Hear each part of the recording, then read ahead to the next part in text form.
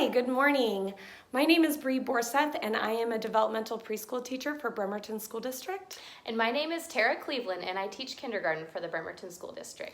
We are here to talk about the recipe for reopening schools. We really want you to think about the realistic expectations come in packages of empathy. And we just don't want any stone to go unturned when you're thinking about reopening schools, especially for our primary students. When we think about our primary students, we think about one size does not fit all. Does not. And so when we're thinking about reopening schools, kindergartners and preschoolers especially are going to need something different than older students, even versus possibly first graders or second graders, but especially 9th through 12th graders, 6th and 7th graders. We really need to think about what's best for our students. The first point that we would like to make is that kindergarten students learn best through daily practice and instruction. So I know that they're looking at cutting down days to like A and B days, so students might attend 2 to 3 days a week. We really want to encourage you to think about having primary students attend every day, or at least 4 days a week, half days, rather than full days a couple times a week.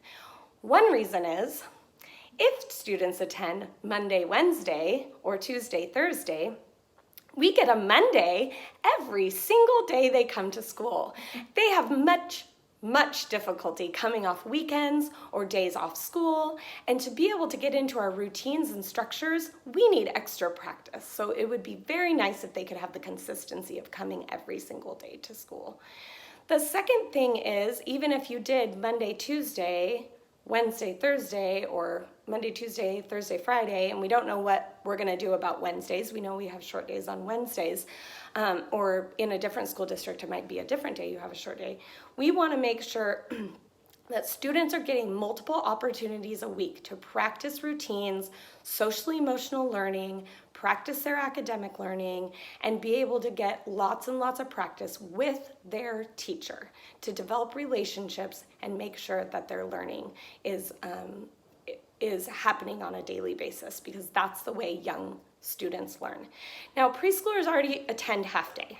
So I think what we're going to have to do in regards to that is just reduce the class size for preschool. And that's something, that's an idea. And I don't know what we're going to do for our preschool students because they already attend half day. And so that is going to be a difficult decision and difficult thing to look at. But I really want to just make sure we're thinking about these young students. We build, as primary teachers, we build the foundation for learning. We want to do it the right way, especially after all that has happened to these students during this time. Having our kindergarten students come half days every day is going to allow us to cut our class size in half. It's going to give us the opportunity to create a quality education over quantity. Our state and legislators are always talking about the amount of instructional hours, and we would highly encourage them to discuss the quality of instruction. In fact, that should be a new standard, don't you think? Quality over quantity should definitely be the standard, especially in this situation. It gives us more one-to-one time with our students. It gives us the opportunity to meet their social emotional needs. We should also be looking at adding more paraeducator time and more paraeducators so that they can help us provide that. And that will help us to provide a more robust learning environment with better quality trauma-informed practices, which we're all learning about, better positive behavior supports to help with behaviors and mental health impacts of the trauma that COVID has created. So now we would like to discuss the use of masks on teachers. We believe that having teachers wear masks is going to be very detrimental to our students' learning, especially our young students. Number one, I have a son who's 4 years old. He is terrified of people wearing masks. He has anxiety, and he has trouble seeing people in masks. He's getting more used to it, and that's great, but the way he felt when we first went out with people in masks was very traumatizing for him. So we would like to display what it looks like to greet your students wearing a mask versus not wearing a mask. Hi, my name is Mrs. Cleveland. It's nice to meet you. Hi, my name is Mrs. Borseth. It's nice to meet you. As you can see, the student can't tell if she's smiling or happy to meet them. They cannot tell how she's feeling about the interaction, but when you can see our face, all of the information we give for nonverbal cues is very important. We talk about that a lot, that nonverbal cues are a huge piece of our teaching. Now imagine a student comes in from recess upset because they had an interaction with another student on the playground. We are going to demonstrate what it would look like to support students in those types of situations that happen all day long at school. I noticed you're upset. What happened? I'm so sorry that happened to you. Let's go figure out a solution. Oh, I'm so sorry that happened to you at recess. We really need to figure out a solution to that. Let's go to the solution table and look and see what kind of things we could do to do that. I really would like to help to support you through this. So you can see that the concern that a teacher should show and will show without a mask is much different than with a mask. We're really worried that our students are not going to be able to understand our cues and our ability to teach them. We need to be able to smile at our students and give them immediate feedback to help them learn about relationships and behavior and academics and all the things we teach. We use a lot of nonverbal cues to teach and give feedback to our students. We also serve as a model for our students, and when they don't see positive facial expression, then it's hard for them to practice that as well. That brings me to the point about students wearing masks. So, like I said, my son is 4 years old and he does not want to wear a mask. Seeing other people wear masks is creating lots of anxiety. Having him wear a mask is even more anxious-ridden. He goes to daycare a couple days a week and they started wearing masks. He sobbed the first day I left him at daycare, where I had told him he would have to practice wearing a mask. I can imagine that our students some of them are going to feel the same way. So we really need to think about now I have other students who think it's fun and that they're a ninja or they're a doctor or things like that. So these different personalities which we deal with on a daily basis, that we know kids learn in different ways and deal with things in different ways, we really need to be thinking consciously about it. So we would like to ask, what's going to happen if a kid can't wear a mask? What's going to happen if students are too anxious to wear a mask, or it's causing crying or upset children within our classrooms? What's going to happen if seeing a teacher in a mask is causing trauma and anxiety and they won't even come into the classroom? We just want to know, we want you to think about what are these situations and scenarios going to look like. We know you're thinking hard and doing a great job building the plan for going back to school. And we greatly appreciate it. Yes, we do. But we really want you to think about these primary students and some of the things that are going to happen. The other piece of it is, if I have a student come in and they're crying and they're upset, how am I going to console them if we're supposed to socially distance? Sometimes I have students start in my class and their parents leave for the first time and they cry for hours. And I hold them and I rock them and I console them for hours, for sometimes 2 to 3 weeks before they stop. So I really need us to be thinking about what are we going to do for these students and how are we going to go back to school if we're unable to support students in the way that they need to be supported. I am a special education teacher, and I would really like to talk about, we talked about wearing masks. My students with special needs have lots of sensory issues. My students with special needs have lots of a variety of needs that we're going to need to support. And one main thing that I want to talk about is the inequity in regards to wearing masks or face coverings and the thoughts of danger that it can invoke on children, and especially students who have disabilities such as autism that have lots of anxiety involved in them. I think we really need to think about what are we going to do for our students with special needs? How are we going to support them? How are we going to provide services to them in a way that is going to help them make progress on their goals, on their IEPs?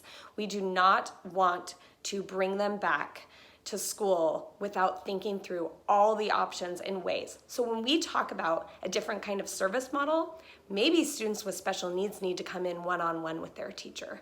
Maybe we need to clean the entire workspace in between, and we need to be able to provide them one-on-one instruction for small amounts of time daily so that they can get the multiple practice that they need to.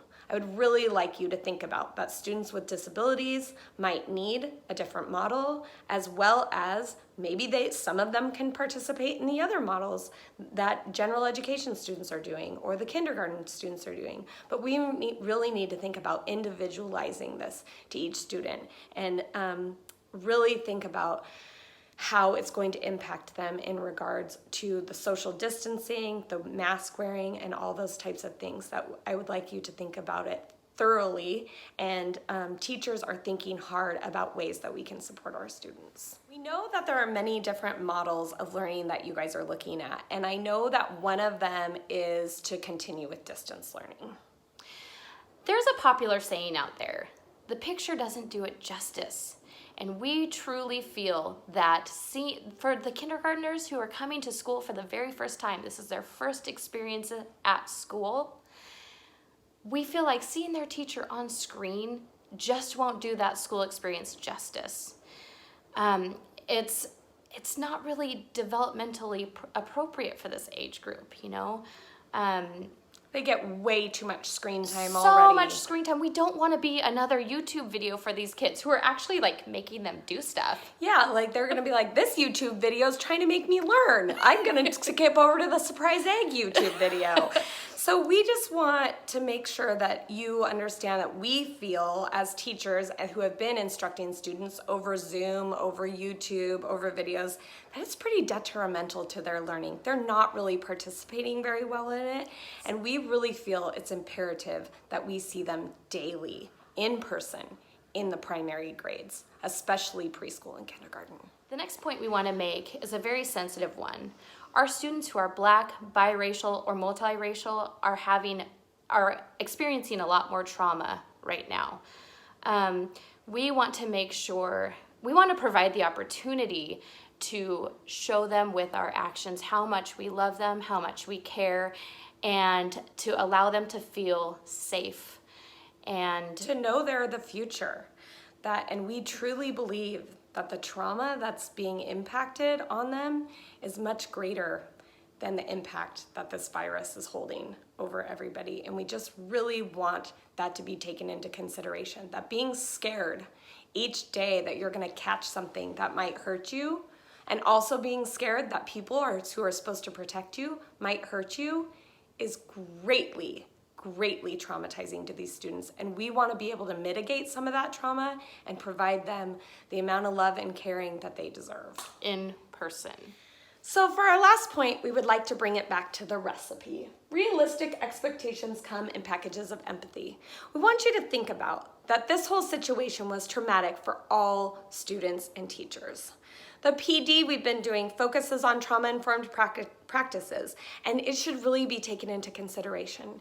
In the first video, they talk about having a balanced plate, that when your plate is balanced and you have a great recipe and you can have the right things on your plate, you can be functional, you can be efficient, you can create relationships, you can have a great environment, a great learning space for both teachers and students. So let's see what that looks like. So if students come back to school and they can see their teacher each day, they can create relationships with their teacher. They can start to work again on social emotional learning. They can start to work again on academics. They can feel good and feel safe at school. The safety that school is providing for them will help to mitigate that impact of trauma.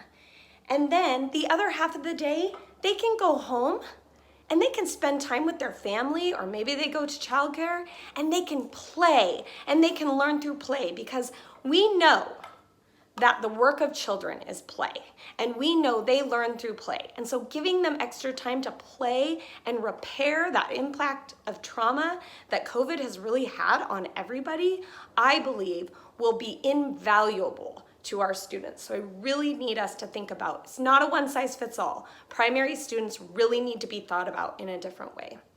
Now imagine then that we say, nope, now when you go home, you're gonna do distance learning.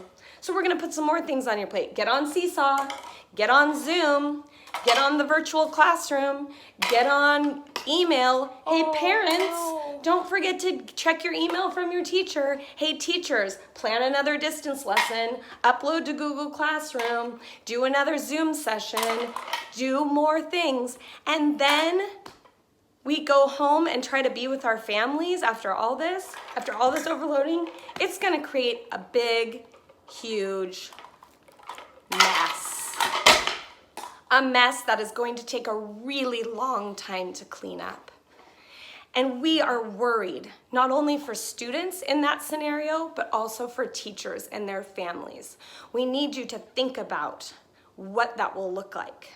And so what it looks like for us right now and what happened to us during this distance learning was that we, in overnight, essentially, we turned into distance learning teachers. We learned how to use Zoom and Google Classroom and Google Meets and Seesaw and Facebook pages and YouTube and websites. We were creating websites. We did all this stuff. I mean, essentially overnight we started doing all these things. Yeah, I uploaded to YouTube my first time during this time. Now I'm like a YouTube star. I don't know. So we need to figure out what that looks like. We feel so strongly about the fact that we need to see our students in person to learn. And we just really wanted to come on here and implore all of the people making these decisions to think about primary in a different way. Thank you for listening. We hope you have a wonderful day, and we hope to see you soon at school. Bye.